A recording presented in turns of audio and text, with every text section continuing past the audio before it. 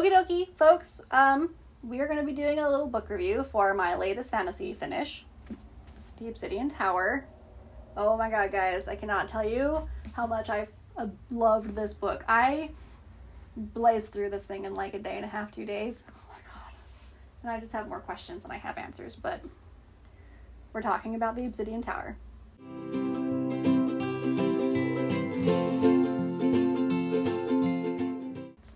So this was written by Melissa Caruso. I don't know if I'm saying her last name right. I don't know if I've ever said it right. She has another series that is based in the same universe, but not the same characters. I have not read those books. I want to, though. So, Obsidian Tower, and bear with me, guys, I did not write the review in advance, so this is probably going to be super random. It's probably going to be super rambly. Sorry. So, The Obsidian Tower starts off with the main character, Rix, who has a magic that kills everything that she touches or comes too close to. Normally, all the people in her family are great. I can't remember what they're called. Green what? They make things grow. So her magic is very different from her family's, and it's considered broken. She is the guardian of this like castle fortress place. And in the castle is this obsidian tower that nobody is supposed to go to. There's this very cool riddle that is built around their family's purpose in protecting and guarding this tower, because in the tower is a door that can never be opened. So that's the premise of the book, is something happens that puts blood on Rix's hands and causes all sorts of chaos to ensue. So this book is amazing. And sorry, I forgot to mention in the beginning, this is going to be a spoiler review. I've just discovered that I don't know how to talk about books without spoiling the ending, sorry. So, spoilers, my bad. So, the book starts off with her agreeing to kind of like mediate a political meeting between two different factions where there was like an injured party. And so she's trying to prevent war. So, while she's there, one of the other like emissaries comes and screws things up and tries to open the door. She wants to know what's behind it. And that ends up with her dying and like a whole bunch of political things happening, and the door gets opened. So the rest of the book is them trying to figure out what the hell the door is and what it's guarding and all this crap, and then trying to close it. When I read a book, I don't really read the reviews beforehand. I just read it, and then once I'm done, I'll go and read the bad reviews just as a good like comparison to how I felt about the book. Unless I hated the book, and then I'll read the good reviews. So I read a lot of the bad reviews on Goodreads, and a lot of people didn't like this because they thought it was boring, which I don't get. I loved it. It was not boring at all. And a lot of people complained about the amount of like political meetings and like characters sitting around and talking that happened. Now, I will admit there are a lot of scenes that take place where it's just the characters getting together and talking. I will admit. But I didn't think it was boring because it's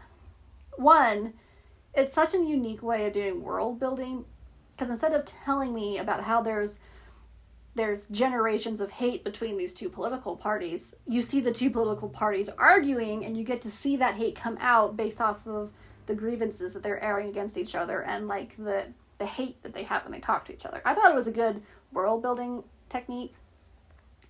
I also really enjoyed all the political machinations, and like they have this thing, I don't know if it's like they have this thing where if you take grievance, then you can claim, like there's various ways that they can go about fixing that grievance. They can either like formally accept an apology, or there's kind of like this little like dual thing involving an oath, but it's very like if you are wronged, you can claim a grievance, like capital G grievance kind of thing.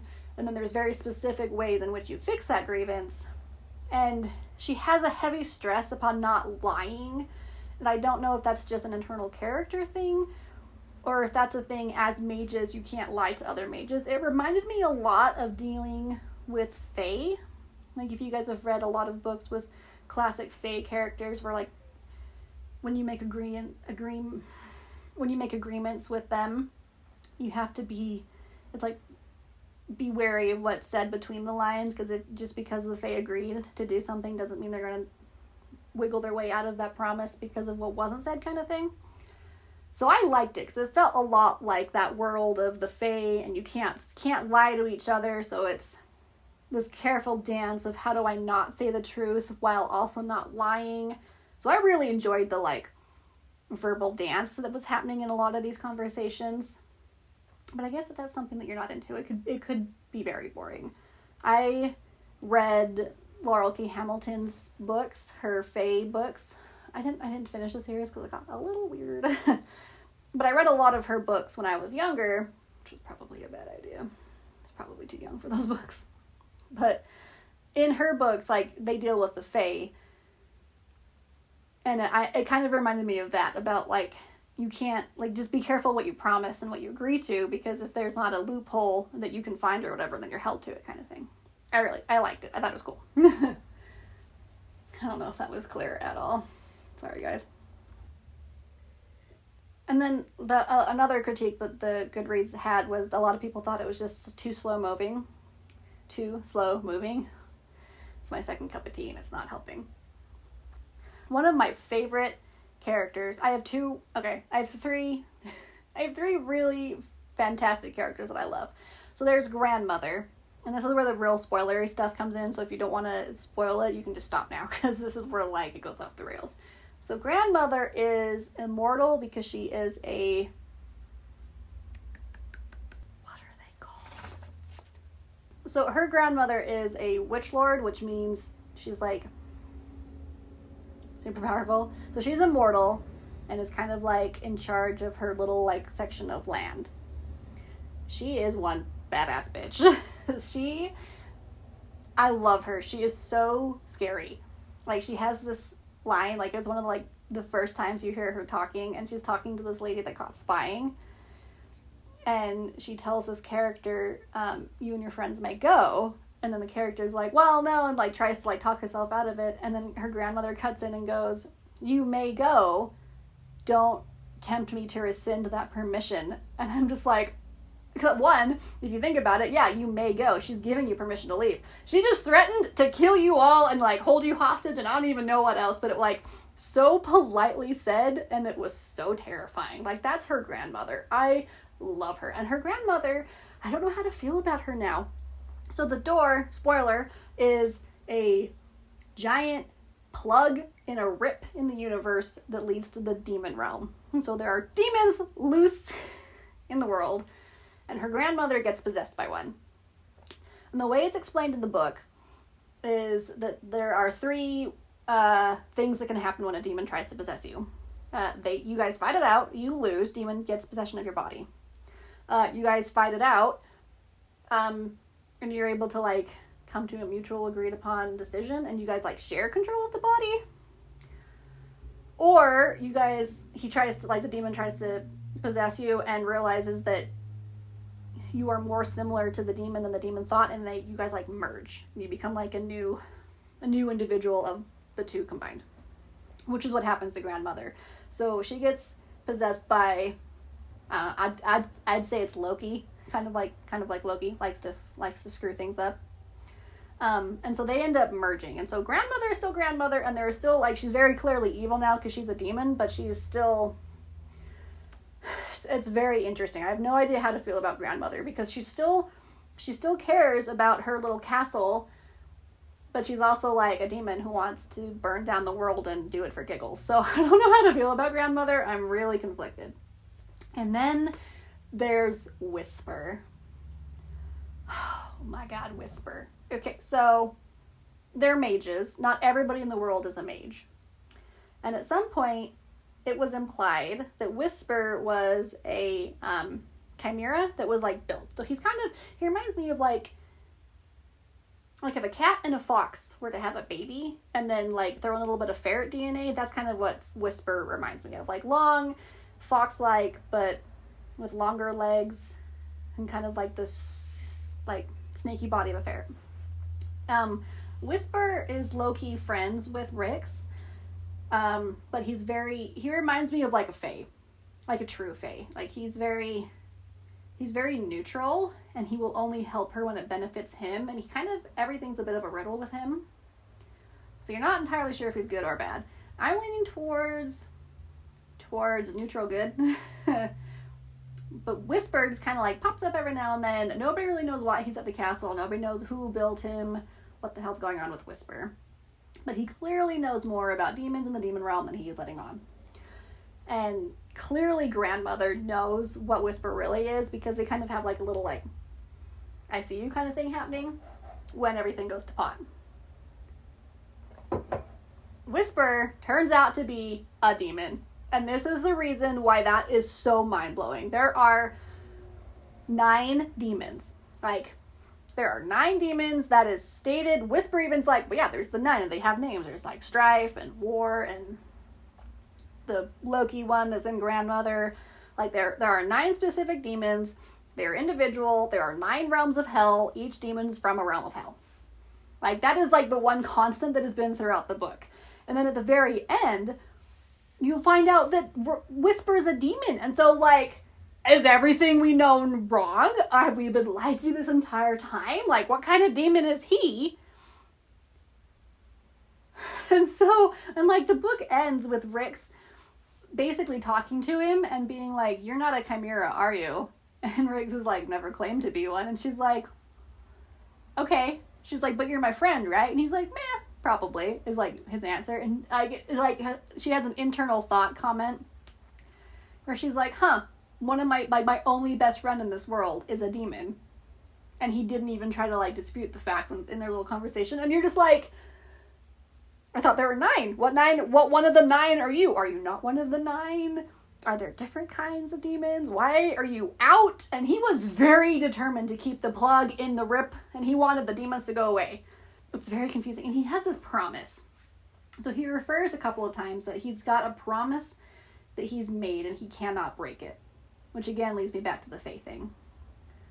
And so he will help Rix as long as helping Rix does not conflict with him fulfilling his promise.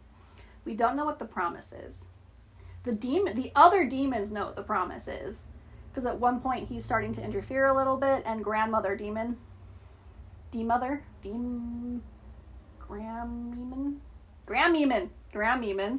kind of calls him out, and she's like, hey, I thought you were impartial. You're interfering. That's going to affect your ability to fulfill your promise. And he's kind of like, watch me, bitch. And so the demons know what the promise is. The demons are scared of Whisper, but you don't know what the promise is yet. You just know that he's a demon. And so I have so many freaking questions about Whisper. And there's just a little band of like misfits that are just kind of badass, and they're really fun. Ash is a great character. Ash just wants to hit things with her sword. Such a simpler way to live life. So I freaking loved this book. To me, it was fast-paced. It was intellectual. It wasn't just a bunch of action scenes. It also had really good, like, thought-provoking moments. And holy crap, did I not see any of the plot twists coming at all. I kind of saw Grandmother coming a little bit. But I honestly thought they were going to save her at the end, and they didn't. Like, she's just off being Grandmother. So that one was a little surprising to me. But the book was great, guys. I cannot fangirl enough about how much I love this book. I need to talk about Whisper, please. I need to know what you guys think Whisper is doing and what his promise is. I need to know. So bad.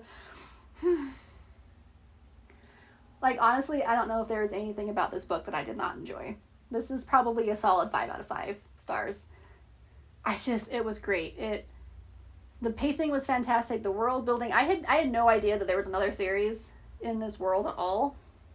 So it was all very new to me. And the world building was slow enough in the beginning that I was able to, like, assimilate the new information. And like, the stuff with the eyes and the glowing, like, the mages have little, like, rings in their eyes that glow colors. And they're called the mage mark. So I was able to, like, assimilate the information as I was given this information about the world building. And then a lot of it was done through the conversations, which I thought was really clever. So I really freaking loved this book. I need the sequel to come out faster. It's supposed to come out in September of this year. And that is not soon enough. I don't even know why I call these review videos. They're not really reviews, are they? They're more like book rants, because I need to talk about them. Maybe I should change what I'm titling these videos. What do you guys think? Do these qualify as a review, or should I just give up and call it book chat? Maybe I'll call it my book chat instead of calling it a book review. My book chat, because I really don't really review the book. I talk about the book, because I'm incapable of doing without spoilers. What do you guys think? Should I change it to the book chat segments and not reviews? Let me know what you guys think. If you've read this book, please, for the love of God, comment and talk to me about Whisper, because I don't know. Is he one of the 9? I don't think he's one of the 9. I think the 9 demons, I think that was him playing along with their assumptions. Like, humans have always assumed that there's 9 demons and then there's 9 demon realms based off of their, like, mythos.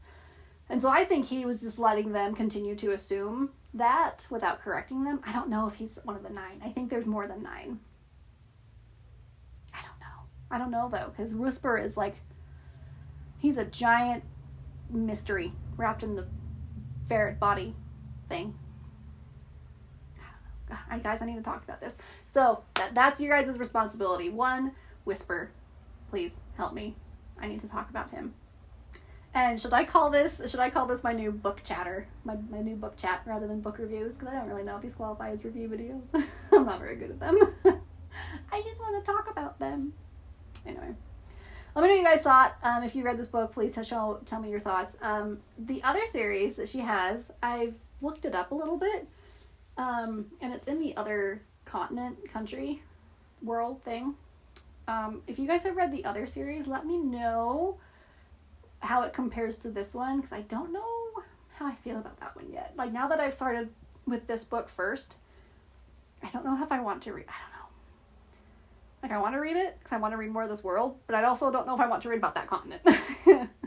Anyway, let me know your thoughts. Please help me. I want to talk. This is killing me. This book has put me into such a freaking book hole. It's just Anyway, thanks so much for putting up with the most rambly of videos. That's my MO, guys. You learn to love it. I hope. Anyway, thanks for joining me.